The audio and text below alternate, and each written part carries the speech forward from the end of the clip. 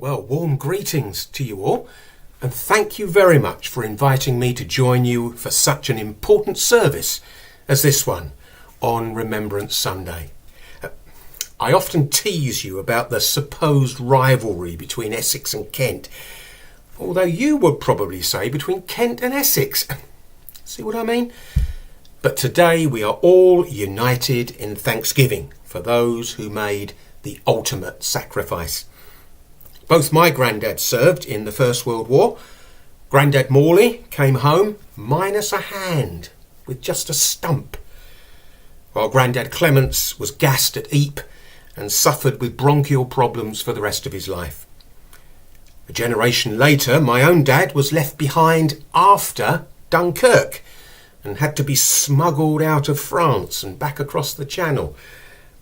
My wife Dawn lost an uncle in the First World War, although of course she didn't know him. She's not that old. And I'm not boasting about my family, because many of you will have your own stories to tell. And we all thank God that the sufferings of those generations mean that our generation has been spared. So far. Anyway, on this Remembrance Sunday, let me ask you a question. Has anyone here ever been to Oswestry? And immediately the main drawback of this format suggests itself. I can't see how many hands have gone up. So for those of you who haven't been there, it's in Shropshire, and it's the last town in England before you get to Wales, which means it's also the first town in England out of Wales. So when we were on holiday in Wales last year, we decided to cross the border and visit. It's a very pleasant little market town. But if you do go to Oswestry, you can't ignore its most famous son, Wilfred Owen, perhaps the greatest of the war poets. Mind you, he wasn't a very good poet until he went to war. He was born in Oswestry in 1893, and he became a devout Christian in his youth due to the influence of his mother. Thank God for mums, eh? Later he worked as an unpaid lay assistant at a church in Berkshire. He was actually in France when the First World War broke out, and he even considered joining the French army. But instead he returned to England and trained at Hare Hall Camp, which is near Romford, which is of course in Essex. Oh, see, I've done it again. In 1916 he was commissioned as a second lieutenant in the Manchester Regiment, and like so many others, he served on the Western Front. He had a terrible time. First, he fell into a shell hole and was knocked out. Then he was blown up and lay unconscious amongst the remains of one of his fellow officers. Not surprisingly, he was invalided back to Edinburgh with shell shock. I don't mean it wasn't surprising that he went to Edinburgh. I mean it wasn't surprising he had shell shock. And in hospital, Craig Lockhart Hospital, he met the famous poet Siegfried Sassoon. Now, Wilfred's doctor encouraged him to channel the terrible dreams that he was suffering into his poetry. And influenced by Sassoon, he began to write poems based on his experiences. He went from a mediocre poet to one of the greatest of the English poets, and wrote some of the greatest English poems of the 20th century. Many of them are still read regularly. Wilfred wrote to Sassoon and said, "You have fixed my life."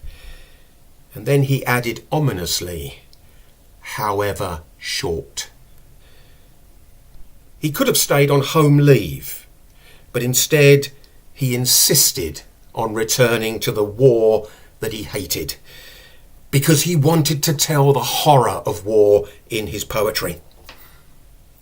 Like so many of that generation, he was a brave man, and he was awarded the Military Cross.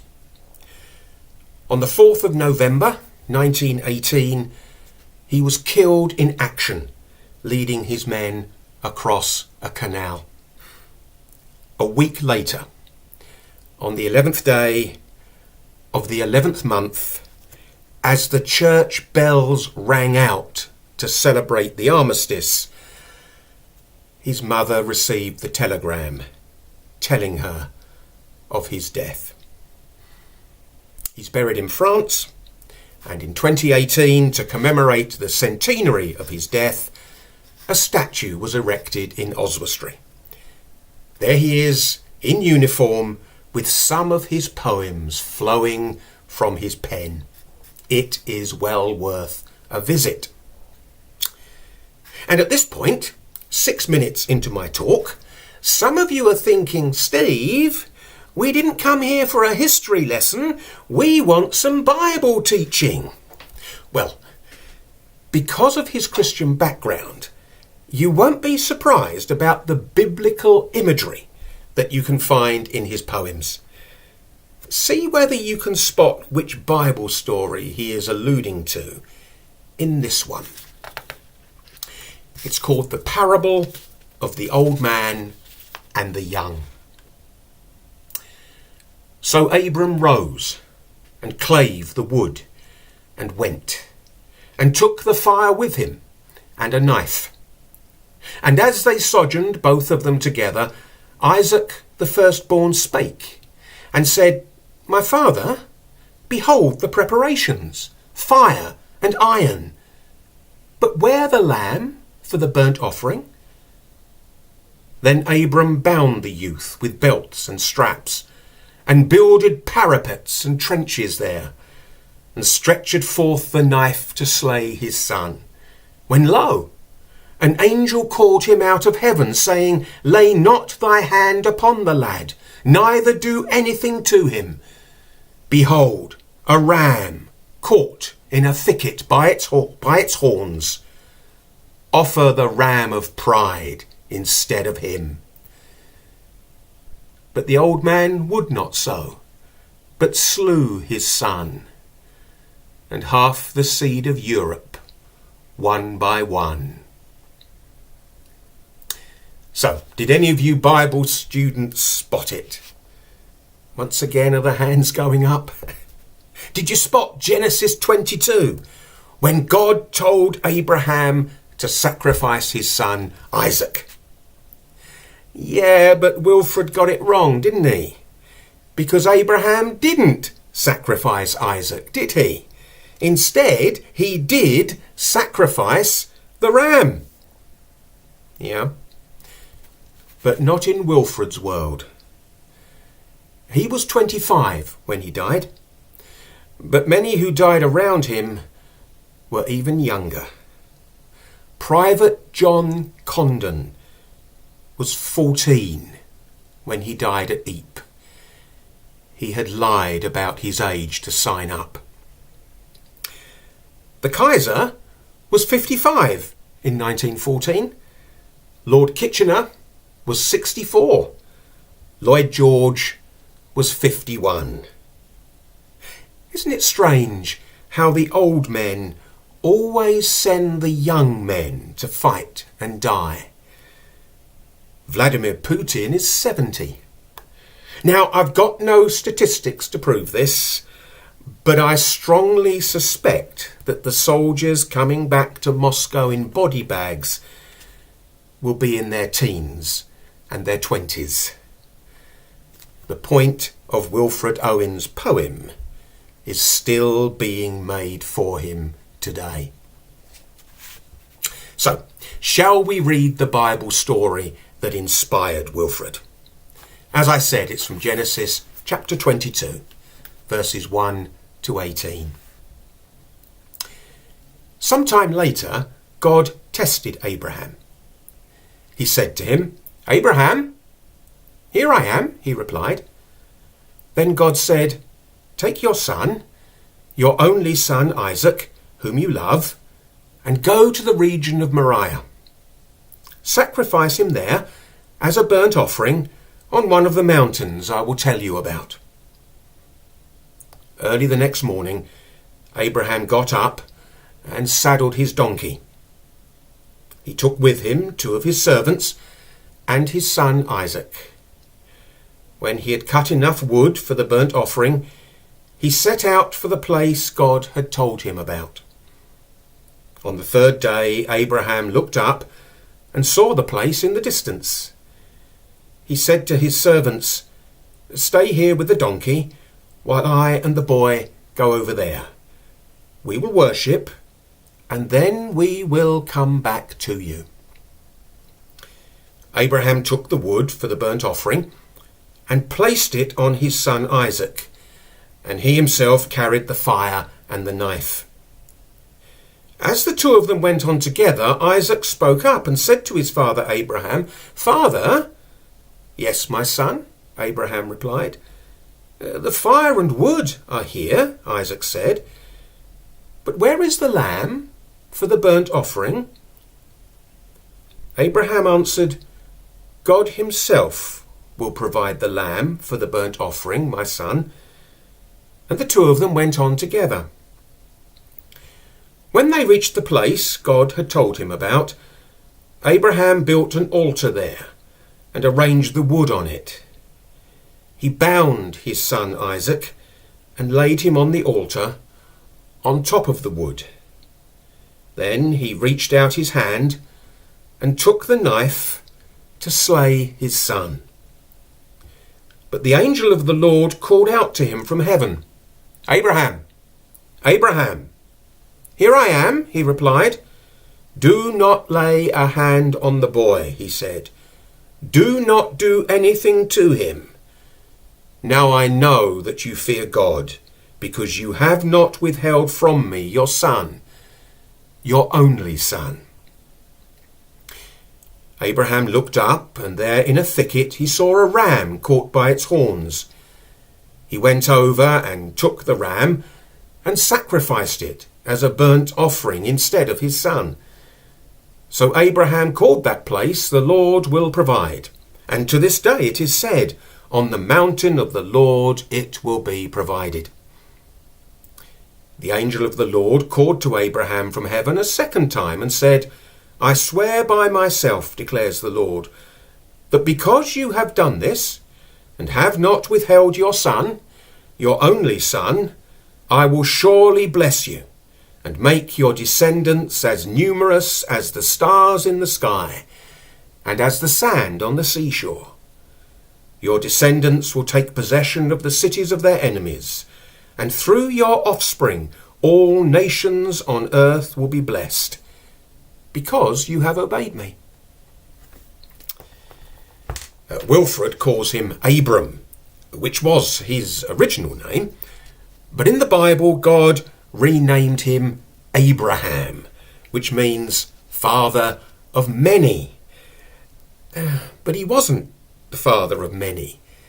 He had 2 sons, Ishmael, the son of the slave girl, and Isaac by his wife Sarah. So how come God told him to take your son, your only son Isaac, whom you love? Couldn't God count? Well, of course God can count, better than you. How many hairs are there on your head? Unless the answer is 0, you don't know. But God does. He promised Abraham that he would look after Ishmael. But he said, "It is through Isaac that your offspring will be reckoned." From Isaac would come the house of David and the line of the kings, all the way down to Jesus himself. As he said, "I will surely bless you and make your descendants as numerous as the stars in the sky and as the sand on the seashore. Through your offspring, all nations on earth will be blessed, because you have obeyed me." You can check out the family tree at the very beginning of Matthew's Gospel if you like. But not now. Do that later. So the call must have come as something of a shock to Abraham. It was true what God said. He did love Isaac. Of course he did. He was the child of promise. And yet God was demanding his sacrifice. Now, we rightly remember the suffering of the men who died. Let's never forget, too, the suffering of the fathers and the mothers and the families who waved them off. We're told why God did this. God tested Abraham. And Hebrews tells us how Abraham was able to respond to such a test as this. Hebrews 11:19, Abraham reasoned that God could raise the dead. Now that's great faith, because do you know how many people had been raised from the dead by the time you get to Genesis 22? I'll tell you, precisely 0. But strengthened by his faith, Abraham set out to perform his grim duty. And Isaac went willingly. We're not sure how old Isaac was by now, but he was old enough to carry the wood. And as Abraham was 100 when Isaac was born, I think the young man could easily have outrun his ancient dad, don't you? He even allowed himself to be bound. So much did he trust his father. I don't suppose all those who went to war went willingly, but the point is, they went. Abraham raised the knife and passed the test. So the angel called out to him to stop. And as it says, he sacrificed the ram instead. Abraham looked up, and there in a thicket he saw a ram caught by its horns. He went over and took the ram and sacrificed it as a burnt offering instead of his son. Where was it caught? In a thicket. How was it caught? By its horns. By its horns. That means its flesh wasn't torn. And that means it was a perfect sacrifice. Peter described Jesus as a lamb without blemish or defect. Peter knew Jesus well. For 3 years they lived together, walked together, ate together, and slept alongside each other. Peter knew Jesus.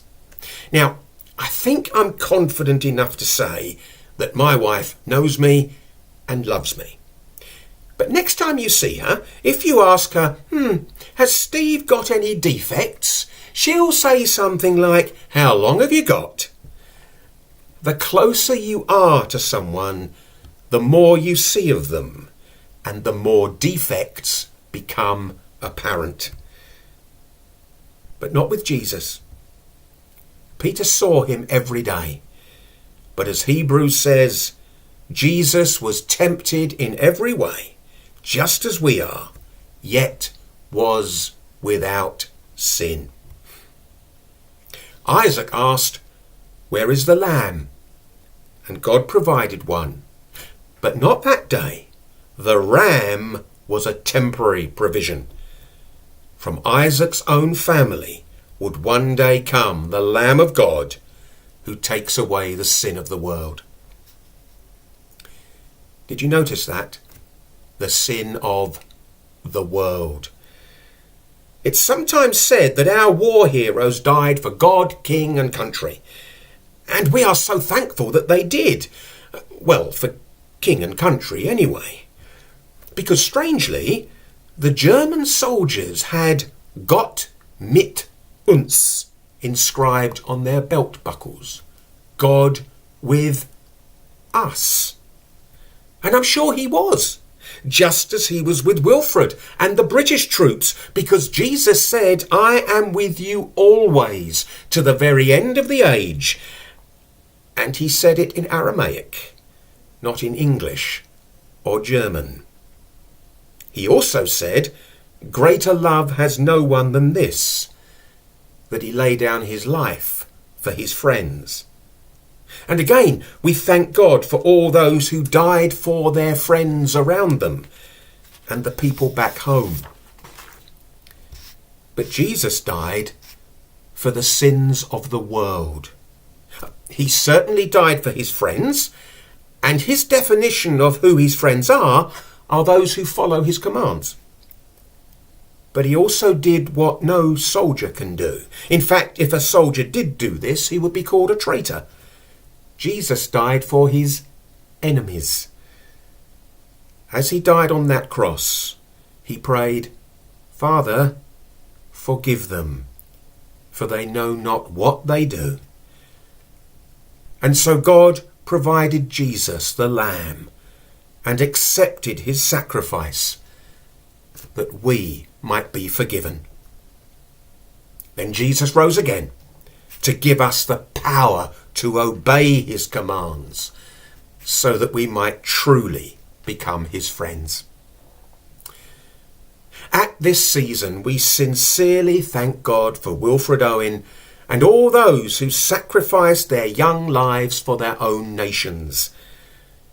But thank God for Jesus, who gave up his life for this whole sorry world.